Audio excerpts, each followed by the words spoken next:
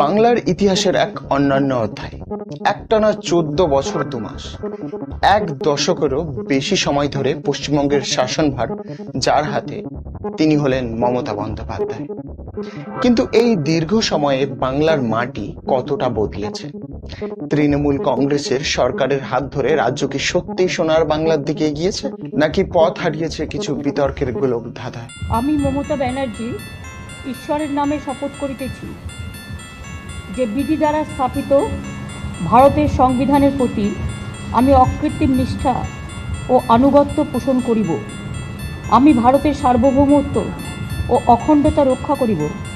পশ্চিমবঙ্গ রাজ্যের মুখ্যমন্ত্রী রূপে আমার কর্তব্যসমূহ নিষ্ঠাপূর্বক এবং বিবেকসম্মতভাবে নির্বাহ করিব। প্রথমে আমরা নজর দেব মমতা বন্দ্যোপাধ্যায়ের সরকারের সেই সব নীতি ও উদ্যোগের দিকে যা রাজ্যের মানুষের জীবনে ইতিবাচক প্রভাব ফেলেছে বলে দাবি করা হয় এবং যার জন্য সরকার প্রশংসা কুড়িয়েছে অনেক। কন্যাশ্রী প্রকল্প। এই প্রকল্পের মাধ্যমে নবম শ্রেণী থেকে শুরু করে স্নাতকোত্তর পর্যন্ত রাজ্যের প্রায় 1,80,00,000-এরও বেশি ছাত্রীকে আর্থিক সহায়তা প্রদান, যা বাল্য বিবাহ রোধ এবং নারী শিক্ষার প্রসারে উল্লেখযোগ্য ভূমিকা নিয়েছে। 2017 সালে এই প্রকল্প জাতিসংঘের জনসেবা পুরস্কার অর্থাৎ ইউনাইটেড নেশনসের পাবলিক সার্ভিস অ্যাওয়ার্ডও লাভ করেছে। স্বাস্থ্যসাথী প্রকল্প। প্রায় পশ্চিমবাংলার প্রায় অধিকাংশ মানুষ এই প্রকল্পের আওতায় আনা হয়েছে। প্রতিটি পরিবারকে প্রতি বছর 5 লক্ষ টাকা পর্যন্ত বিনামূল্যে চিকিৎসার সুযোগ দেওয়া হয়। এই প্রকল্পের কার্ড বিশেষত পরিবারের মহিলাদের নামে বিশেষত হয়ে থাকে, সেই হিসেবে নারীর দিক দিয়ে একটা পজিটিভ দিক হয়ে উঠেছে। লক্ষ্মীর ভান্ডার। 2021 সালের বিধানসভা নির্বাচনের পর চালু হওয়া এই প্রকল্পের মাধ্যমে 25 থেকে 60 বছর বয়সী পরিবারের মহিলাদের প্রতি মাসে একটা বাঁধা টাকা প্রত্যেকটা মাসে ওনাদের অ্যাকাউন্টে পৌঁছে যায়। যদি পরিবারের 4 জন মহিলা থাকে তো 4 জনের অ্যাকাউন্ট, এবং এতে তাদের দৈনন্দিন জীবনের কিছুটা হলেও সহায়তা প্রদান করা হয়ে থাকে। রূপশ্রী প্রকল্প। আর্থিকভাবে পিছিয়ে পড়া পরিবারের মেয়েদের বিবাহের জন্য এককালীন 25,000 টাকা আর্থিক সহায়তা দেওয়া হয়। এর উদ্দেশ্য হলো কন্যা সন্তানের বিবাহে অভিভাবকদের আর্থিক চাপ কমানো। খাদ্যসাথী। এই প্রকল্পের অধীনে প্রায় কোটি কোটি রাজ্যবাসীকে প্রতি মাসে স্বল্প মূল্যে অথবা বিনামূল্যে চাল ও গম অথবা আটাও প্রদান করা হয়ে থাকে, যা রাজ্যের খাদ্য নিরাপত্তা নিশ্চিতকরণে গুরুত্বপূর্ণ ভূমিকা পালন করে।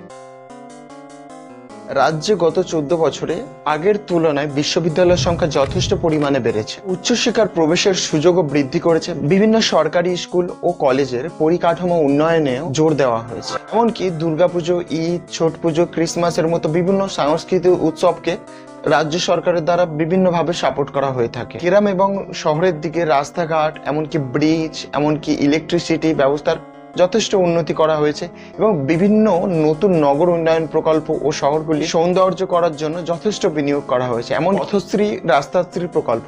এই প্রকল্পের মাধ্যমে প্রায় 12,000 কিমি নতুন রাস্তা নির্মাণ ও 8,000 কিমি রাস্তা সংস্কারের কাজ হাতে নেওয়া হয়েছে, যা গ্রামীণ যোগাযোগ ব্যবস্থাকে যথেষ্ট উন্নত করা হয়েছে বলে দাবি করা হয়। কৃষকদের জন্য কৃষক বন্ধু প্রকল্প। এই প্রকল্পের মাধ্যমে কৃষকদের প্রতি বছর 10,000 পর্যন্ত আর্থিক সহায়তা এবং 50 বছর পূর্ণ হওয়ার পর কৃষকদের বার্ধক্য পেনশন দেওয়া হয়, যা কৃষকদের ঋণের বোঝা কমাতে সাহায্য করে বলে মনে করা হয়। সাফল্যের পাশাপাশি সরকারের সামনে বেশ কিছু কঠিন চ্যালেঞ্জ ছিল এবং কিছু বিতর্কিত ঘটনা তীব্র সমালোচনার জন্ম দিয়েছে। এবার আমরা সেই দিকগুলো আলোচনা করব। রাজ্যে নতুন বড় শিল্প অর্থাৎ বড় বড় কোম্পানির এখানে বিনিয়োগ বা এরকম কোনো সাফল্য আসেনি বলে প্রচুর অভিযোগ রয়েছে। প্রকাশিত বিভিন্ন রিপোর্ট অনুযায়ী বেকারত্বের হার জাতীয় গড়ের তুলনায় বেশ কিছু সময় বেশি ছিল এবং কাজের সন্ধানে রাজ্য থেকে ভিন্ন রাজ্যে অভিবাসনের প্রবণতা লক্ষ্য করা গিয়েছে। বিশেষ করে শিক্ষক নিয়োগ দুর্নীতি একটি বড় বিতর্ক তৈরি করেছে, যেখানে হাজার হাজার চাকরি প্রার্থীর ভবিষ্যৎ অনিশ্চিত হয়ে পড়েছে। এই ঘটনায় আদালতের হস্তক্ষেপ এবং বেশ কিছু উচ্চ পদস্থ ব্যক্তির গ্রেপ্তারি জনমানুষে ব্যাপক প্রভাব ফেলেছে। বিভিন্ন সময় যে রাজ্যে রাজনৈতিক সংঘাত ও ভোট পরবর্তী হিংসার ঘটনা ঘটেছে, অর্থাৎ ভোটের রেজাল্ট বাড়ানোর পরে যে বাজে কিছু করা হয় অন্যান্য যারা ভোটে দাঁড়িয়েছিল বা ওনাদের প্রতি বা যারা ভোট দিয়েছিল তাদের প্রতি। এই ঘটনাগুলিতে বহু মানুষ হতাহত হয়েছেন বলেও অভিযোগ ওঠে। রাজ্যে নারী নির্যাতনের বিভিন্ন ঘটনা, যেমন আরজিকর হাসপাতাল ধর্ষণ মামলা, যেখানে পুলিশের ভূমিকা নিয়ে যথেষ্ট প্রশ্ন উঠেছিল, এসব ঘটনায় উদ্বেগ তৈরি হয়েছে এবং সরকারের পদক্ষেপ যথেষ্ট নয় বলে বিরোধী পক্ষ থেকে দাবি করেছে। এমনকি সন্দেশখালী ঘটনা, উত্তর 24 পরগনার সন্দেশখালীতে নারী নির্যাতন, জমি দখল এবং স্থানীয় নেতাদের বিরুদ্ধে গুরুতর অভিযোগগুলি ব্যাপক রাজনৈতিক ও সামাজিক প্রতিক্রিয়া তৈরি করেছে, যা রাজ্য সরকারের এই বিষয়ে প্রচুর চাপে পড়েছিল। এর সঙ্গে মুর্শিদাবাদ থেকে শুরু করে কসবা থেকে শুরু করে বিভিন্ন জায়গায় যে অশান্তিমূলক যেগুলো সৃষ্টি হয়েছিল, সেগুলো এর মধ্যে সরকারকে এক গভীর চাপে ফেলা হয়েছিল। সারদা রোজভ্যালি সহ বিভিন্ন চিটফান্ড কেলেঙ্কারি রাজ্য জুড়ে আর্থিক প্রতারণার এক বিশাল চিত্র তুলে ধরেছে।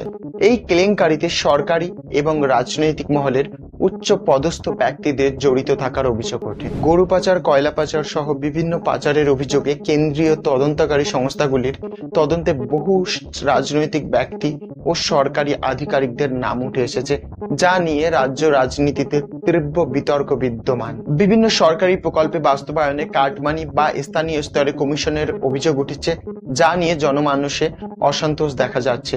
যেখানে কিছু জন সরকারি ঘর বারবার পেয়ে যাচ্ছে, কিছু জন একবারও কোনোদিন পায় না। রাজ্যের ক্রমবর্ধমান ঋণ এবং তার পরিশোধের ক্ষমতা নিয়ে উদ্বেগ প্রকাশ করা হয়েছে।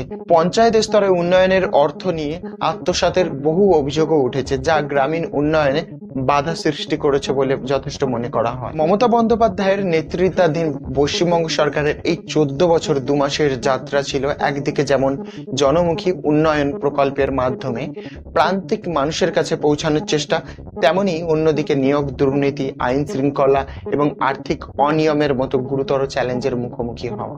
তার ব্যক্তিগত ক্যারিশমা, সরাসরি জনমুখী প্রকল্পগুলির প্রভাব, যা সাধারণ মানুষকে সরাসরি উপকৃত করেছে এবং তৃণমূল স্তরে মানুষের সঙ্গে তার সংযোগ, জনসমর্থন ধরে রাখতে সহায়ক হয়েছে। বারংবার নির্বাচনে জয়লাভ তার জনসমর্থনের পরিচয়, কিন্তু একই সাথে বিভিন্ন ইস্যু নিয়ে জনমানুষে অসন্তোষ লক্ষ্য করা যায়, যা ভবিষ্যতে রাজ্যের রাজনৈতিক গতিপথ নির্ধারণে গুরুত্বপূর্ণ ভূমিকা নেবে।